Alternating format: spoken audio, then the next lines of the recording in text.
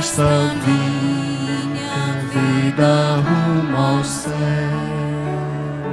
Podem sentar, irmãos. Toda honra e glória ao nosso Deus. Vamos agora adorar ao Senhor, ouvindo atentamente, em espírito de oração, a pregação da palavra de Deus, com o pastor Almir.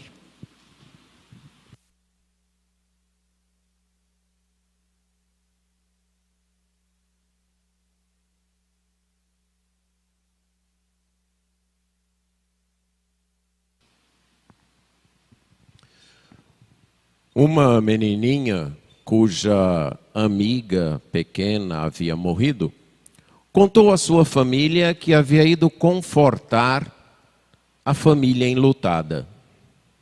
Então seu pai perguntou: "E o que você disse?" Ela respondeu: "Nada. Eu sentei no colo da mãe dela e chorei com ela."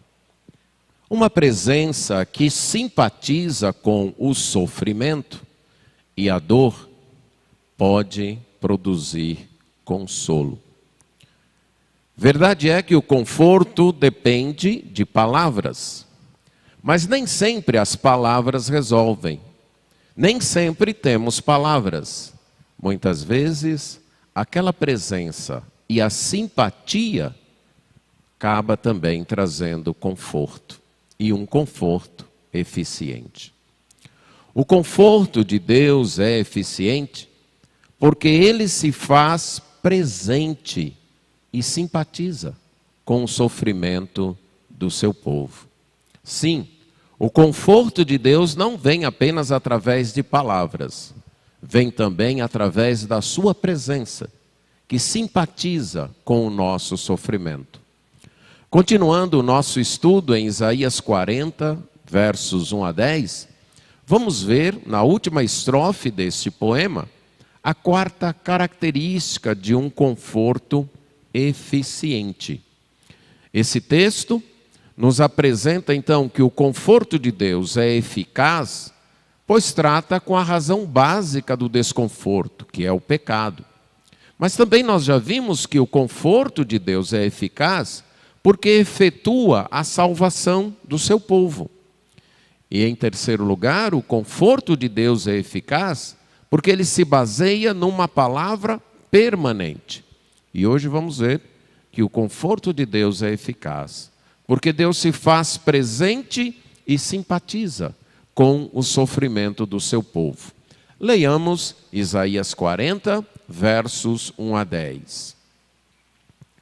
Consolai, consolai o meu povo, diz o vosso Deus. Falai ao coração de Jerusalém, bradai-lhe que já é fim do tempo da sua milícia, que a sua iniquidade está perdoada e que já recebeu em dobro das mãos do Senhor por todos os seus pecados. Voz do que clama no deserto, preparai o caminho do Senhor, endireitai no ermo vereda a nosso Deus. Todo vale será aterrado, e nivelados todos os montes e outeiros. O que é tortuoso será retificado, e os lugares escabrosos aplanados. A glória do Senhor se manifestará, e toda a carne haverá, pois a boca do Senhor o disse. Uma voz diz: clama, e eu pergunto: que hei de clamar? Toda a carne é erva, e toda a sua glória como a flor da erva. Seca-se a erva, caem as flores, soprando nelas o hálito do Senhor. Na verdade, o povo é erva. Seca-se a erva e cai a sua flor, mas a palavra do nosso Deus permanece eternamente. Tu, ó Sião, que anuncias boas novas, sobe a um monte alto. Tu, que anuncia boas novas a Jerusalém, ergue a tua voz fortemente. Levanta, não temas, e dize às cidades de Judá: eis aí está o vosso Deus. Eis que o Senhor Deus virá com poder e o seu braço dominará. Eis que o seu galardão está com ele e diante dele a sua recompensa. Oremos. Senhor nosso Deus, Nós te agradecemos por tua bondade e amor.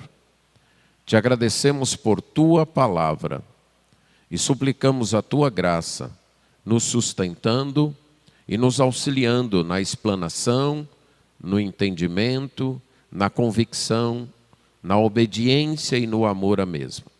Isso nós pedimos em nome de Jesus. Amém.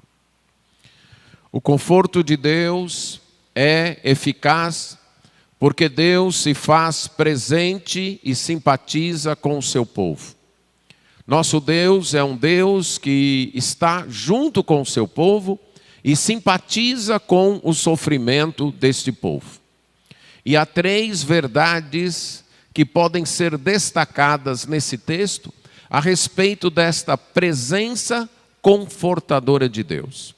A primeira é que a presença confortadora de Deus é uma boa notícia que precisa ser divulgada. A presença confortadora de Deus é uma notícia e que deve ser propagada, deve ser divulgada. O profeta Isaías esteve anunciando as palavras do Senhor, dirigido pelo Senhor por mais de 50 anos ao povo de Judá, na cidade de Jerusalém. Durante o seu tempo, ele desafiou aquele povo a confiar única e exclusivamente em Deus.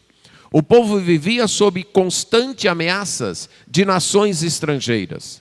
E naquele momento, o grande perigo era o império da Assíria.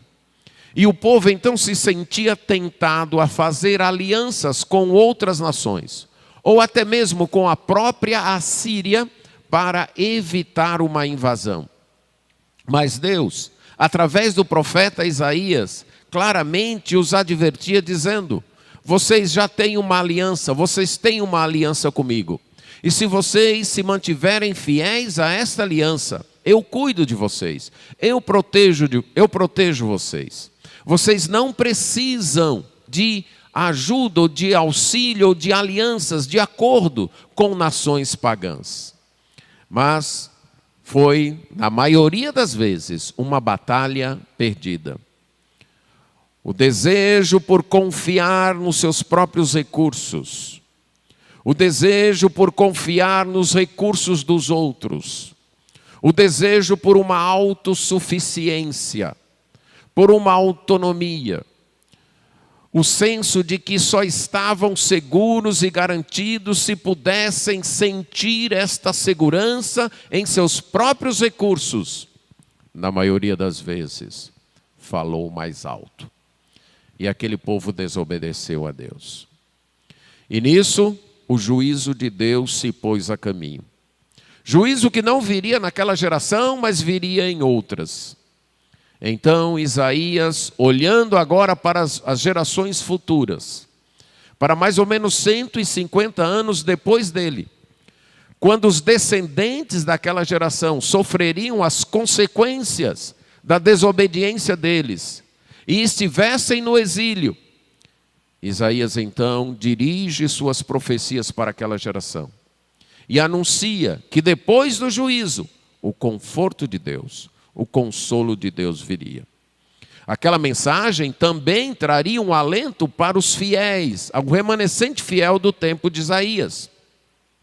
Porque ouvindo então a palavra de que o juízo de Deus não era a sua última palavra, não era a sua palavra final sobre o seu povo, mas que havia restauração, aqueles fiéis, aquele pequeno grupo de pessoas fiéis da época de Isaías, se sentiria animado para prosseguir confiando em Deus, apesar da infidelidade da maioria. E então, nesta segunda parte de seu livro, que começa em nossas versões no capítulo 40, Isaías então dirige profecias de conforto e de consolo para aqueles que aprenderam da disciplina no exílio e haviam se arrependido e voltado para Deus. E ele começa então essa parte trazendo essa ordem de Deus: consolem o meu povo, falem ao coração do meu povo que o tempo da disciplina acabou, que o tempo do juízo terminou e que eu vou restaurá-los. e que eu vou trazê-los de volta. Preparem um caminho, porque eu estarei liderando esse povo para a volta. E toda a terra então vai ver a salvação de Deus se manifestando. E isso é certo. É certo porque a palavra de Deus, diferente das pessoas que não permanece para sempre, a palavra de Deus permanece para sempre. E agora, nessa última estrofe, nos versos 8 a 11, nós temos uma tríplice ordem para proclamar de modo alto. Você tem aí: sobe a um monte alto, levanta a tua voz fortemente, levanta a tua voz com força, levanta e não temas. Por 3 vezes, repetindo então a ordem para proclamar e proclamar alto, e proclamar de modo que todos pudessem ouvir. Ele então tem também um paralelismo do que anuncia boas novas, isso é repetido.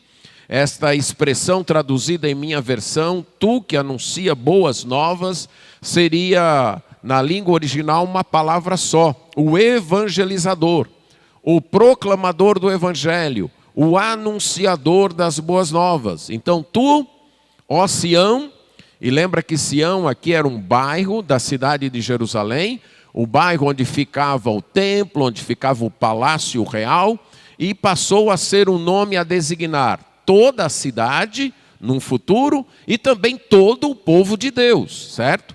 Todo o povo de Deus, algumas vezes foi chamado de Sião. Então aqui tem esse sentido, para todo o povo de Deus. Tu, ó Sião, então Jerusalém, a cidade que era a capital do reino de Judá, o reino que Deus havia escolhido naquela época, é dito que esta cidade, que este povo tinha a missão de ser o evangelizador, o proclamador das boas notícias.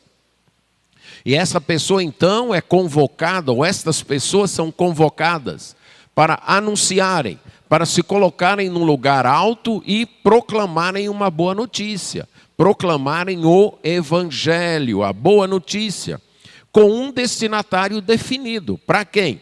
Para as cidades de Judá. Para as outras cidades do reino de Judá, a capital, Jerusalém ou Sião, deveria anunciar uma boa notícia.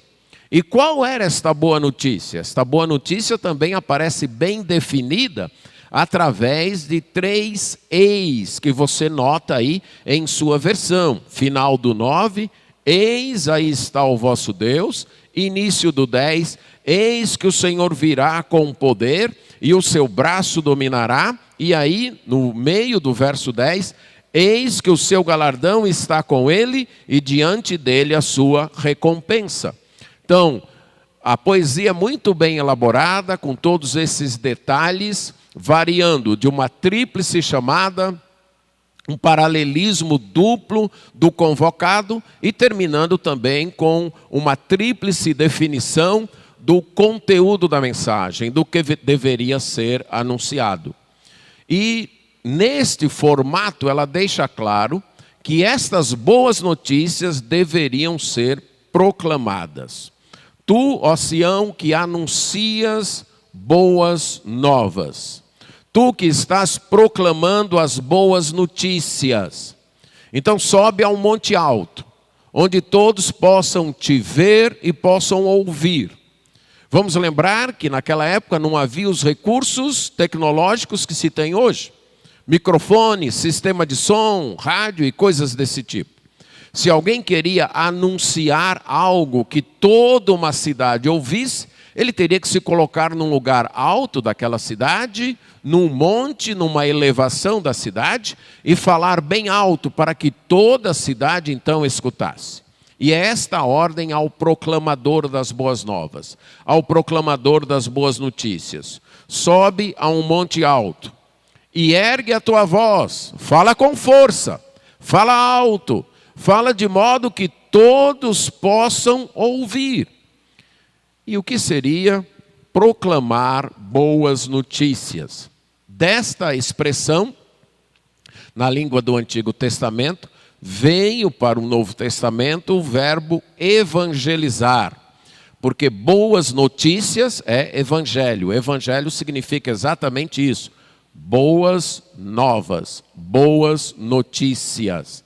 Evangelizar é contar boas notícias, é divulgar boas novas, divulgar boas notícias. E vem deste termo aí da linguagem no Antigo Testamento. No contexto não religioso do Antigo Testamento, a palavra era utilizada, por exemplo, para trazer o resultado de uma guerra. Então tinha uma guerra, teve uma guerra. E tinha as pessoas encarregadas, os proclamadores das boas notícias, os evangelizadores, os arautos, que no final da guerra, eles vinham correndo antes de todo o exército se mobilizar para voltar, eles vinham correndo e chegavam então diante das cidades e proclamavam o resultado da guerra e anunciavam o resultado da guerra. Então essa era uma das boas notícias que os evangelizadores, os proclamadores da época anunciavam no contexto não religioso. A outra era a entronização de um rei. Quando um rei então subia ao trono, quando um rei tomava posse do seu reino, havia também os arautos, os proclamadores, os evangelizadores, que iam por todo o reino anunciando: olha, assumiu o rei fulano de tal, ele agora é o nosso rei. Então iam notificando todos os súditos de qual era o seu rei naquele momento. E em terceiro lugar, uma terceira maneira era o nascimento de uma criança. Por exemplo, Jeremias capítulo 20, verso 12. Então, quando a esposa ia para o trabalho de parto e o bebê nascia, então tinha alguém encarregado de ir para o pai do bebê e dizer: olha, nasceu e é menino, ou nasceu e é menina, e está tudo bem. Então essa era a tarefa também do proclamador das boas notícias, do evangelizador. Agora, nas outras vezes que o termo é usado no Antigo Testamento, é usado no sentido não religioso, nesses 3 exemplos que eu dei, mas é usado também no sentido religioso. Em todas elas, para falar dos atos de Deus, de proclamar os atos salvíficos de Deus, de proclamar a ação de Deus para salvar o seu povo. E é interessante que nesses 4 textos, que o termo é utilizado fora de Isaías, tem paralelos muito semelhantes com o texto de Isaías. Por exemplo, o Salmo 40, verso 9.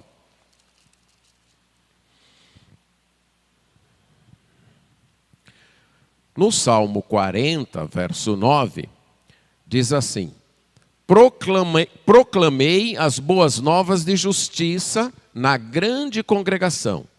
Jamais cerrei os lábios, tu o sabes, Senhor.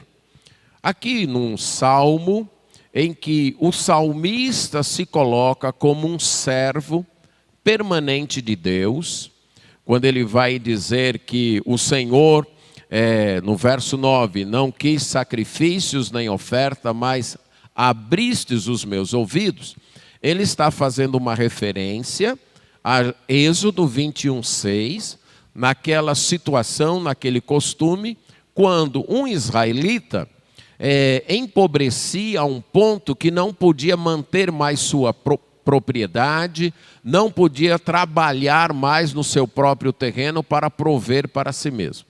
Ele estava tão endividado que ele, além de vender a sua terra, ele precisava trabalhar para outra pessoa, vender o seu trabalho para outra pessoa. E isso só poderia ser feito por um máximo de 6 anos, né? Ou menos, dependendo do tamanho da dívida, mas o máximo era de 6 anos. Mas vamos supor que ele fez isso por 6 anos, e chegou então o início do 7º ano, ele estava livre, ele poderia ir embora. Mas ele disse: não, eu gostei de trabalhar para você, eu gostei de ter você como meu senhor, e eu quero continuar vendendo o meu serviço para você para sempre. Aí o senhor levava-o até as portas da cidade, para que isso ficasse claro para todas as pessoas, e fazia uma abertura na orelha dele e colocava uma sovela, uma espécie de um brinco, que seria a marca agora de que ele mesmo havia decidido servir aquele senhor. E por que abrir a orelha?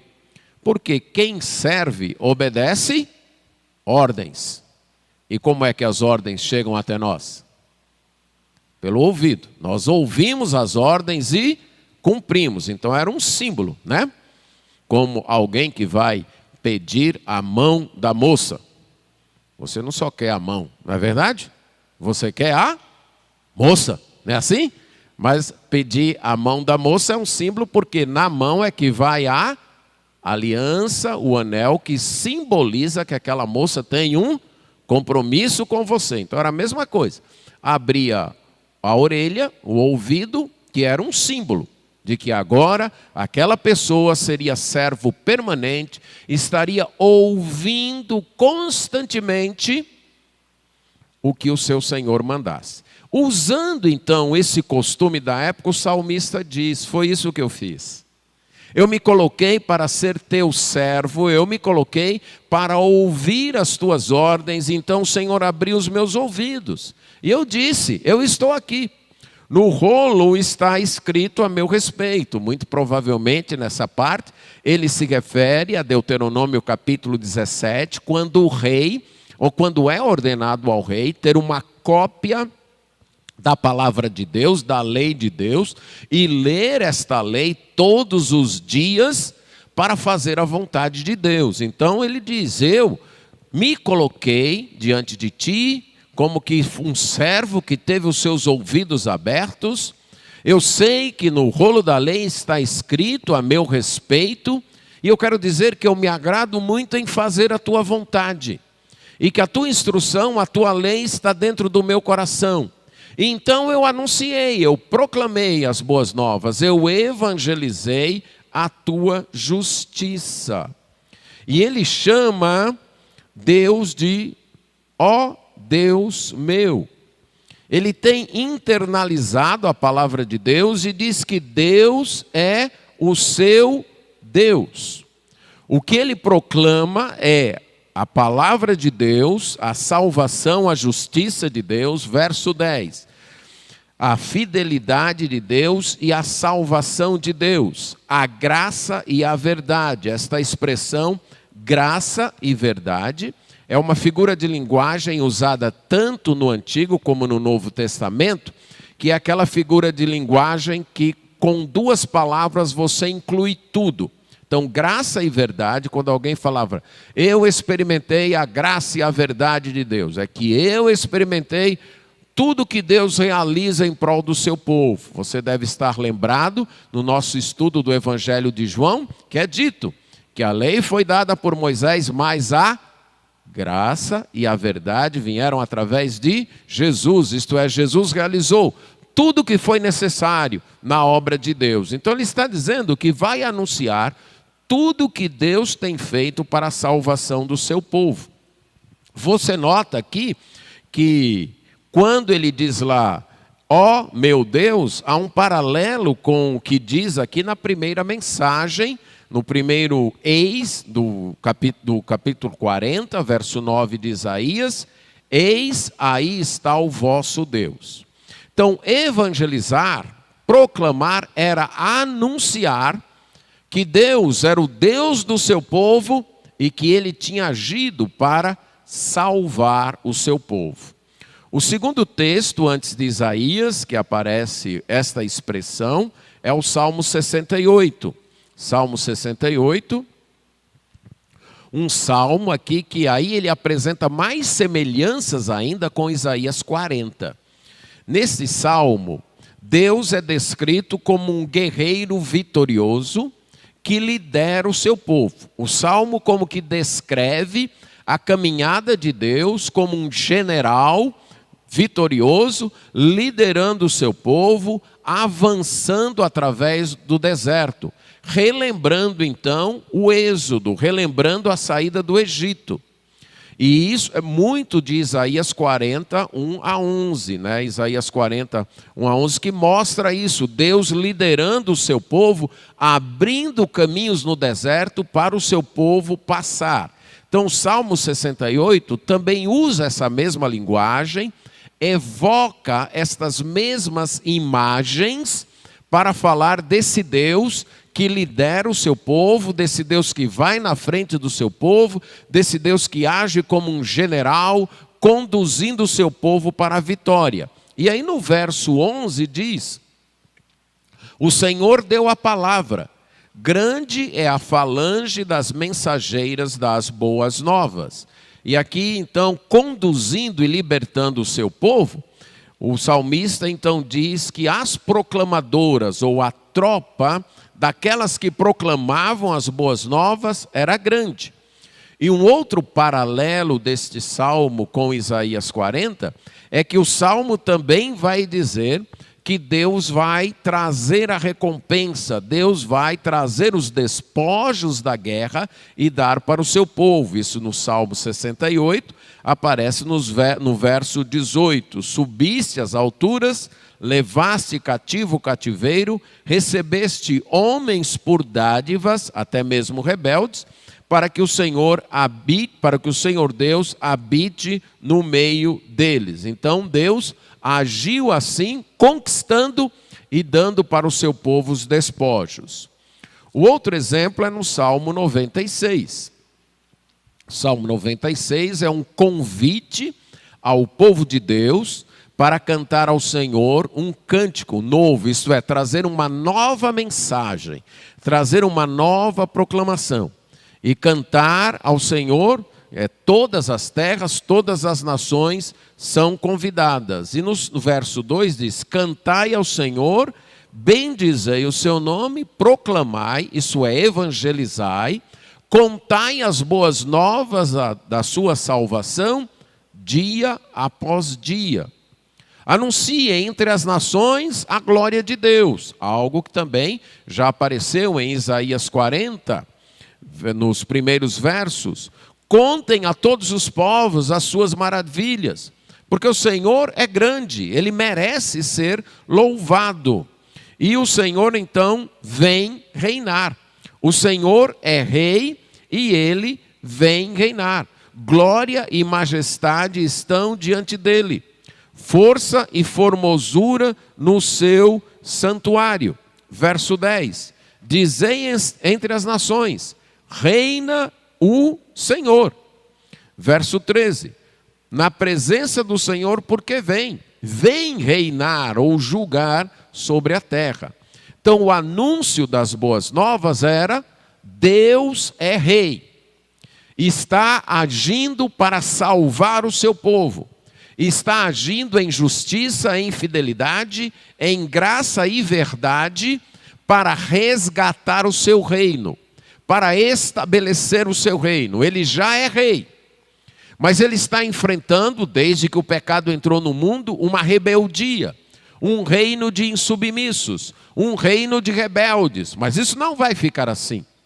Proclamem que ele vai agir, que ele vai restaurar o seu reino, que ele vai implantar o seu reino nesse mundo, que ele vai agir em justiça e em verdade, em graça e fidelidade, para implantar o seu reino. Ele vai redimir este mundo. Estas eram as boas notícias, as boas novas que deveriam ser proclamadas. Se você está lembrado, nós estamos memorizando na escola dominical o livro de Romanos capítulo 8. E estamos exatamente naquela parte que fala da expectativa da criação. Qual é a expectativa da criação? A redenção, a restauração de todas as coisas. E não só é a expectativa da criação, mas é a expectativa de todos aqueles que têm o Espírito Santo, que Deus redima todas as coisas. Pronto. Aquela mensagem que Paulo fala lá em Romanos 8, é esta mensagem que os salmistas, que o profeta está proclamando, que são as boas novas, são o evangelho. Deus reina, Deus é soberano, Deus está no controle. Ele está permitindo um reino rebelde, mas esse reino rebelde vai ser derrotado. E ele virá a este mundo, e implantará o seu reino, e mudará e transformará tudo isso. Ele reinará plenamente aqui. Estas eram as boas notícias. Também proclamada ali em 1 Crônicas 16, 23. Em 1 Crônicas 16, 23, nós temos também um salmo. Um salmo composto e cantado quando a arca foi levada para Jerusalém. Talvez você lembre desse episódio, quando o rei Davi liderou o povo de Israel, levando a arca do templo para Jerusalém. Que a arca era símbolo do trono de Deus, símbolo da presença de Deus no meio do seu povo. Então foi composto um salmo, que é cantado aí no capítulo, que é registrado, em 1 Crônicas 16, dos versos 8 até 36.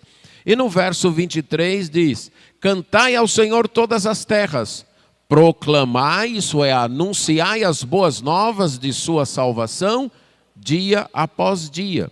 E vai ser a mesma mensagem do Salmo 96. Por quê? Porque o Senhor reina. O Senhor é rei. O Senhor está reinando e Ele vem. Ele vem para implantar o seu reino sobre a terra. Quando Isaías proclama esta mensagem aqui, quando ele diz: olha, você que anuncia boas novas, Sião, você que tem a responsabilidade, Jerusalém, cidade de Jerusalém, você que tem a responsabilidade de proclamar as boas novas para as outras cidades de Judá, os seus ouvintes e depois os seus leitores saberiam quais eram estas boas novas. Saberiam quais eram estas notícias, porque eles já tinham escutado isso nos salmos compostos por Davi e por Asaf, que anunciavam que as boas novas eram exatamente essas boas notícias de esperança. Quando Deus, então, chegaria nesse mundo para transformar, para eliminar o pecado, para eliminar as maldições causadas pelo pecado, para julgar os rebeldes e trazer sua justiça e implantar o seu reino aqui. Então, quando Isaías convoca a cidade de Jerusalém para confortar a si mesmo, proclamando estas boas notícias, estas eram as mensagens boas, as boas novas, e elas deveriam ser proclamadas. Isaías vai usar o termo aqui, em 41, 27, quando ele diz que Deus é quem dá a Jerusalém um proclamador de boas novas, isto é, um evangelizador. Repete em Isaías 52, 7, a mesma mensagem: o teu Deus reina. Boa notícia, o teu Deus reina. O teu Deus está reinando. O teu Deus é rei. A situação não saiu de controle de Deus, não. Essa é uma boa notícia. Talvez aqueles exilados lá na Babilônia chegassem a pensar: tudo está perdido, nada mais tem jeito, a Babilônia venceu. Nós somos exilados e cativos longe da nossa terra. O templo foi destruído. A dinastia davídica não ocupa mais o trono. Todas as promessas de Deus para nós estão desfeitas. Aí a boa notícia era: não, o teu Deus reina. O teu Deus está no trono. O teu Deus está no controle. O teu Deus está agindo. Talvez você não perceba, talvez você não sinta, mas creia. Essa é a mensagem de boa notícia. O teu Deus reina. O teu Deus é soberano. O teu Deus não abandonou o seu povo. Ele continua agindo. É um tempo de disciplina, é um tempo de sofrimento, mas o teu Deus ainda está reinando. E vai aparecer também o mesmo termo, proclamar boas novas, em 66, que fala da profecia de um futuro, quando pessoas de todas as terras iriam publicar, iriam proclamar, iriam então anunciar essas boas notícias das ações de Deus. E por último, em 61:1, quando a profecia fala daquele ungido, do ungido que viria, do Messias, que viria para exatamente pregar as boas novas, pregar o evangelho da restauração de todas as coisas. Então esse é o que deve ser proclamado, o evangelho. E qual é esse evangelho? Que Deus reina. Ele não abandonou este mundo à sua própria sorte. Ele não abandonou esse mundo ao controle dos homens. Ele não abandonou esse mundo ao domínio do pecado. Ele reina. E Ele está trabalhando. E um dia, Ele vai implantar de modo visível o seu reino nesse mundo. E um dia, Ele há de restaurar todas as coisas. Há um projeto de restauração em andamento.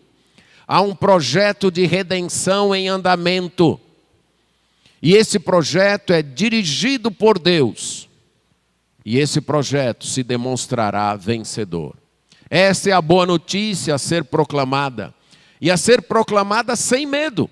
Não temas, é dito lá em Isaías 49. Sobe ao monte alto, eleva a tua voz, fala com força, não tenha medo. Fale sem medo. Dize às cidades, proclama aos outros com coragem. Proclama que Deus se fez presente. Eis, aí está o vosso Deus.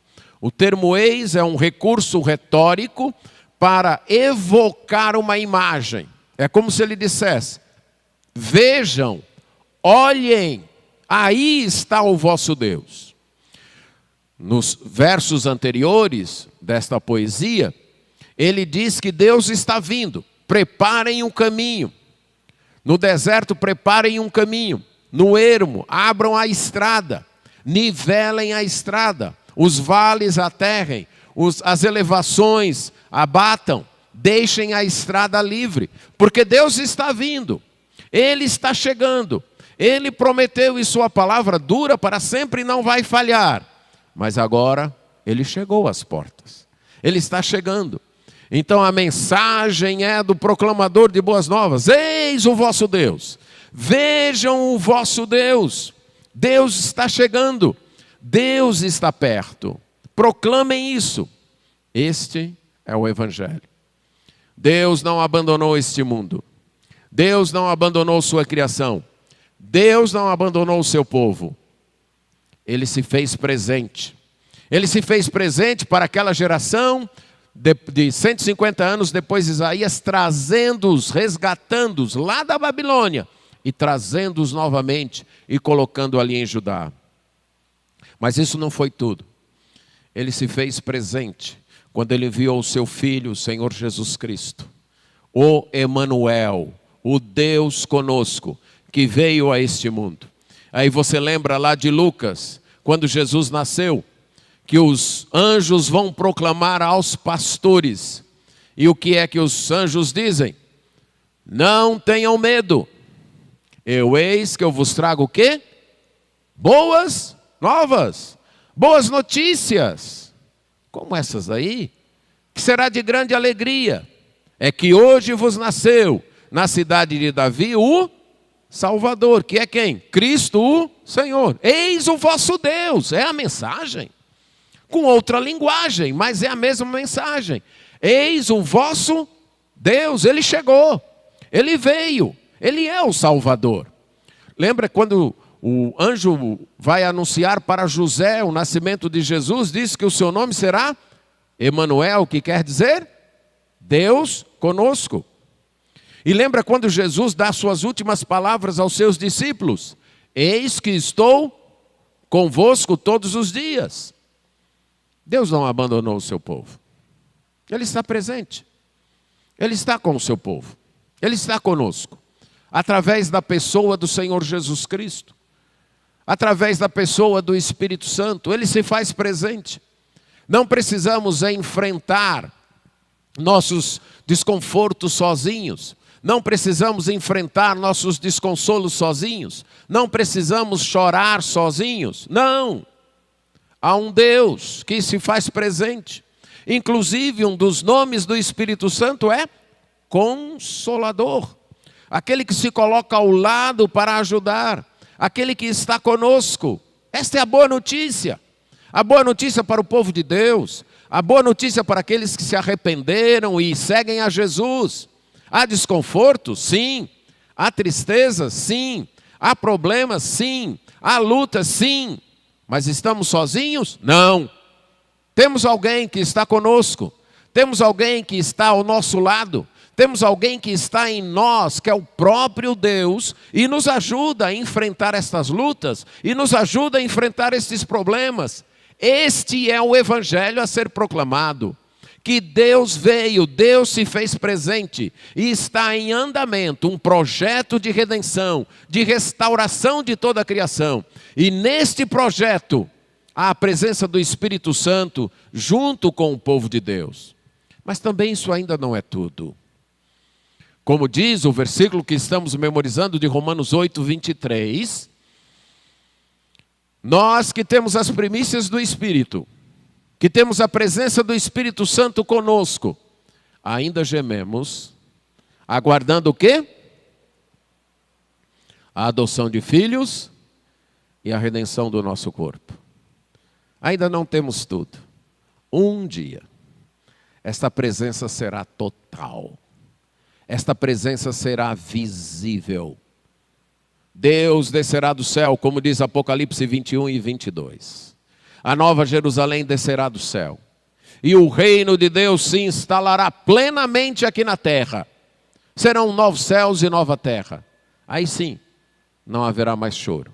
Aí sim, não haverá mais morte, não haverá mais doença, não haverá mais lágrimas. O reino de Deus plantado aqui, pleno de alegria, pleno de bênçãos para o povo de Deus. A colheita completa. Por enquanto, colhemos apenas os primeiros frutos.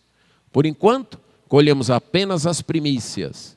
Mas eis o vosso Deus, Ele vem.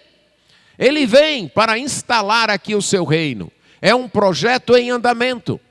A grande batalha, a batalha decisiva, o dia D da guerra já foi travado. Foi lá na cruz. Ali ele venceu. O inimigo ainda está solto, ainda está atuando, já perdeu a guerra, mas ele ainda continua na luta, teimando. Por isso que gememos, por isso que ainda há necessidade de conforto.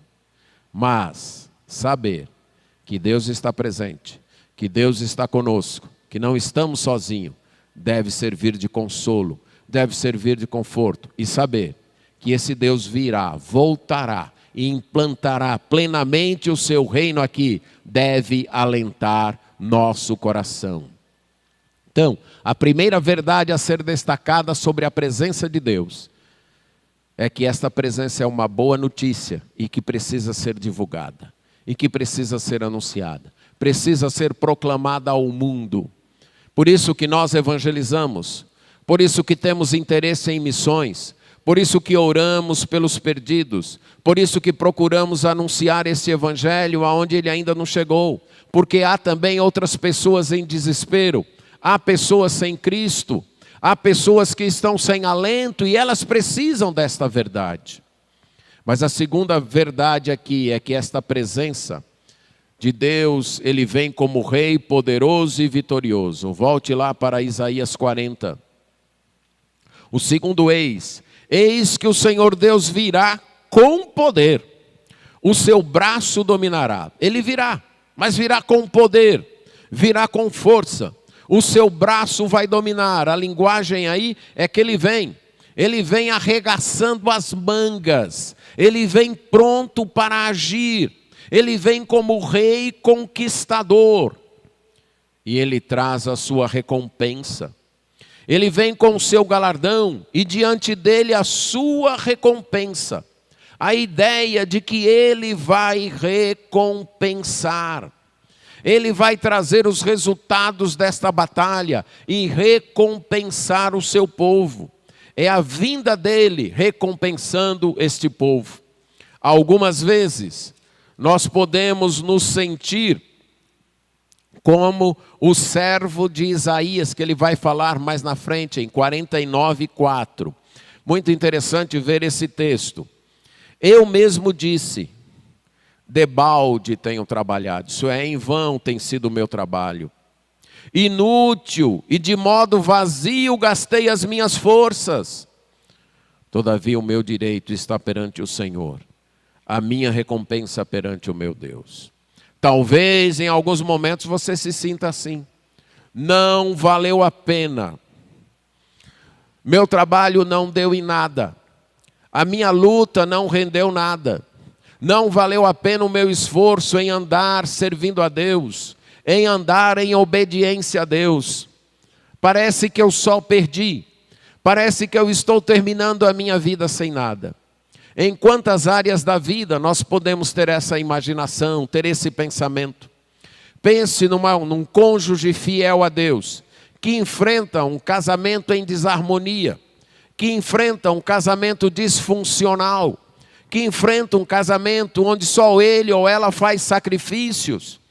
E muitas vezes isso pode vir na mente dele ou dela. Não vale a pena.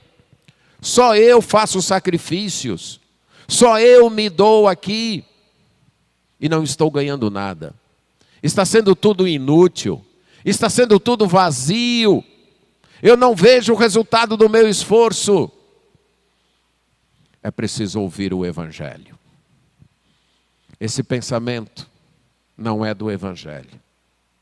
Se você está sendo fiel a Deus, este pensamento não é do Evangelho. O pensamento do Evangelho é: Deus vem. Deus vem. E Ele vai trazer a sua recompensa. Ele vai trazer o seu galardão. Ele vai recompensar. Então permaneça na luta. Permaneça sendo fiel a Deus. Permaneça servindo a Deus. Porque Ele trará a sua recompensa. Você não ficará sem a recompensa devida. Deus não é injusto. Talvez na criação dos seus filhos, na luta por criar os seus filhos, você se vê enfrentando tantas batalhas, tantas frentes de batalhas. A própria vontade pecaminosa dos filhos, a cultura que nos circunda e que tenta implantar na mente deles outras ideias. Talvez sua própria preguiça e falta de vontade. E talvez um dia você pense em desistir, não vale a pena. Eu vou deixar eles fazerem o que eles quiserem, porque isso é um trabalho inglório. Isso não vale a pena. Esse pensamento não é evangelho. Não é evangelho. O evangelho acredita: meu trabalho não é em vão, não. Deus virá e trará a sua recompensa. Portanto, eu vou persistir orando, eu vou persistir discipulando, eu vou persistir disciplinando, porque Deus trará a sua recompensa. Outras vezes no seu próprio trabalho, outras vezes no trabalho da igreja. Você acha, não vale a pena. Não vale a pena continuar. É tudo vão, é tudo perdido. Isso não é evangelho. Faz parte da proclamação do Evangelho o anúncio de que Deus virá vitoriosamente e trará a devida recompensa. Mas a terceira verdade, além de que a presença de Deus é uma boa notícia que deve ser proclamada, essa presença de Deus, ou nessa presença Ele virá como Rei vitorioso e recompensador, a terceira verdade é que nessa presença Ele vem como Rei pastor. Como rei que manifesta cuidado pelo seu rebanho. Diz: eis que o seu galardão está com ele, diante dele a sua recompensa. Como pastor, apacentará o seu rebanho. Entre os seus braços recolherá os cordeirinhos e os levará no seio. As que amamentam, ele guiará mansamente.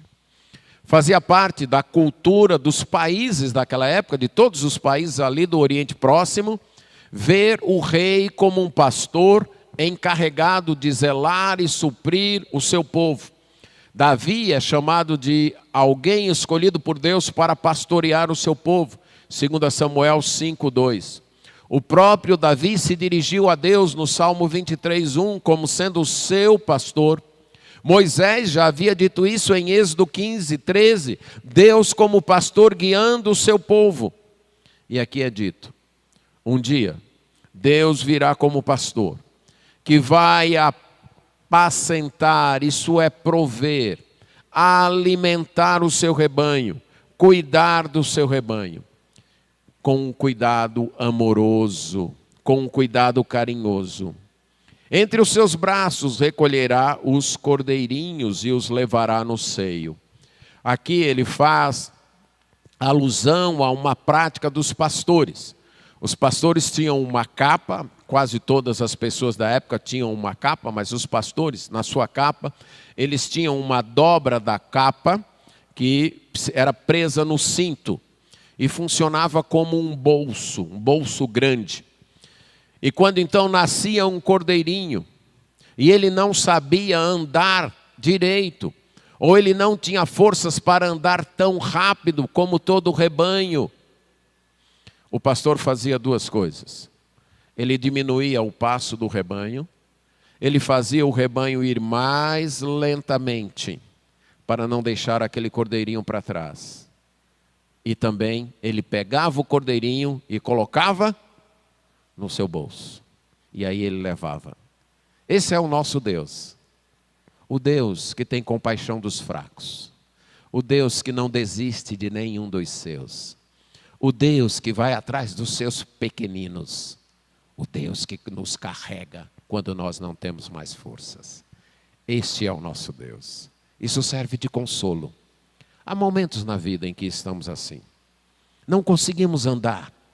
Não conseguimos caminhar. Ficamos para trás. Não temos forças para prosseguir. Mas é confortador saber que há um Deus presente que não nos deixa para trás. Que não nos deixa ficar perdidos lá atrás. Ele diminui o passo. Ele nos entende. Ele compreende as nossas fraquezas. Ele se abaixa e pega os cordeirinhos e carrega com ele. E carrega no colo. Isso é conforto. É confortável saber disso. É consolador saber disso. Você pode ter seus momentos de fraqueza. Seus momentos em que você não consegue caminhar com alegria e com vibração. Mas lembre-se, se você é de Cristo, você tem um Deus que não vai deixar você para trás. Você tem um Deus que vai te colocar no colo e vai te carregar com Ele. E Ele ainda diz que as que amamentam Ele guiará mansamente. Então aí a mesma coisa, a mesma realidade de um rebanho. Então uma ovelha deu cria, ela acabou de dar cria. Ela não pode caminhar tão rápido.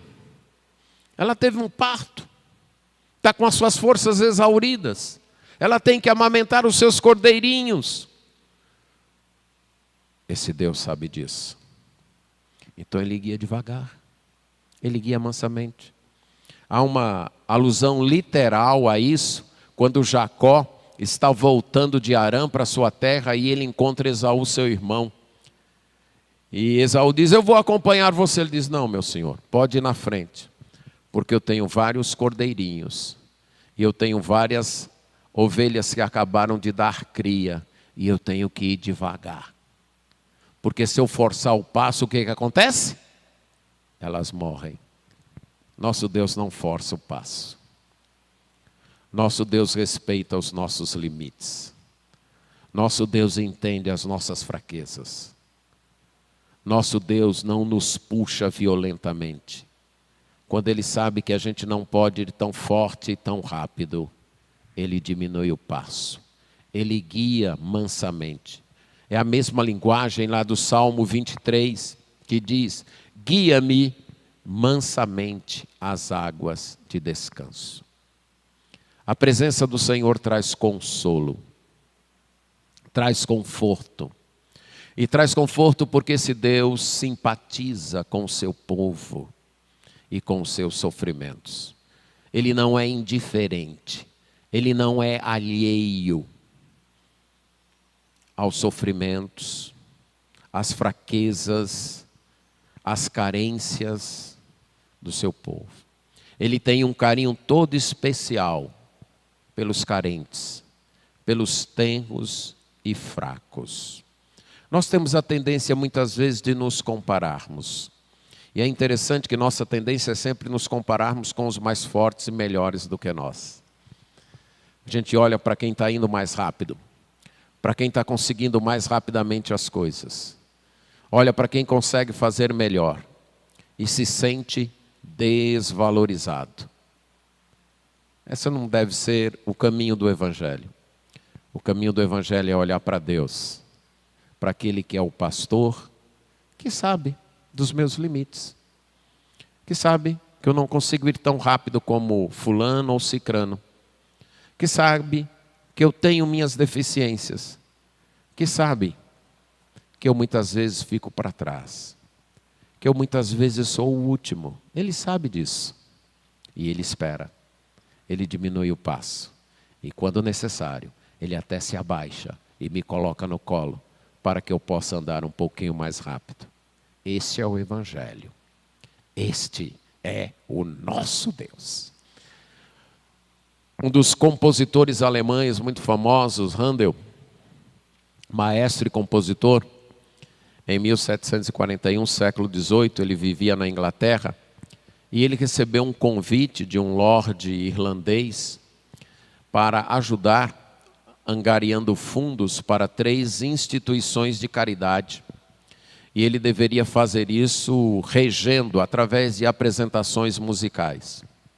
Handel estava doente nessa época, mas ele colocou sobre si mesmo o propósito de compor um oratório, uma peça musical chamada oratória, para a ocasião, para ser cantada durante o período da Páscoa, que ele iria reger e iria com isso angariar recursos para ajudar estas instituições. Então ele pediu para um dos seus colaboradores que produzisse um tema apropriado. E foi Charles Jennens. E este homem então escreveu a parte da letra do oratório, que foi uma criteriosa, de fato ele não escreveu, penso que ele fez uma criteriosa escolha de textos bíblicos do Antigo e do Novo Testamento. Ele arrumou esses textos em 3 partes, ou 3 argumentos, como ele chamou. E ele entregou, então, a poesia escrita, os textos recolhidos para o Handel, e o Handel ficou tão impressionado que, em 27 dias, ele escreveu a música. E se tornou uma das peças mais conhecidas, que é o oratório Messias, que tem, talvez, desse oratório, a música mais conhecida seja o Aleluia, né, que a gente chama o Aleluia de Handel. Mas o Aleluia é só uma peça. De fato, são 2 horas e 15 minutos de música tocada e cantada. Uma coletânea de textos bíblicos em 3 partes. Na primeira apresenta a promessa do Messias. Na segunda, o sofrimento do Messias. E na terceira, a vinda do Messias como rei. O Messias reinando. A redenção de todas as coisas. E as primeiras canções desse oratório são os versículos 1 a 5 de Isaías 40. Não tem os versículos 9 a 11, porque os versículos 9 a 11 já são entoados com canções lá de Apocalipse, que fala que o reino deste mundo se tornou do Senhor e do seu Cristo, do Senhor e do seu ungido, que já proclama que o Senhor já chegou e já instalou o seu reino. Aquele escritor entendeu muito bem o tema das Escrituras. Entendeu muito bem o enredo das Escrituras. Houve uma promessa de que o Senhor vem. O seu braço vai dominar. Ele vem com poder. Ele vai trazer a sua recompensa. Ele vem instalar o seu reino. Mas também ele vem como pastor para cuidar do seu povo. Uma primeira parte disso já se cumpriu na vinda do Senhor Jesus Cristo. E aguardamos a plenitude. Esta promessa, a realização já feita em Cristo e a esperança do cumprimento final deve trazer conforto para os nossos corações. O conforto eficaz de Deus. Eficaz porque trata do problema do pecado, que é a razão básica de todo o desconforto. Eficaz porque efetua uma salvação para nós. Eficaz porque é baseado numa palavra permanente.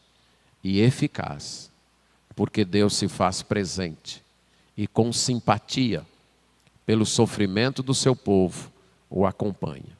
Que este conforto esteja falando ao teu coração. Amém.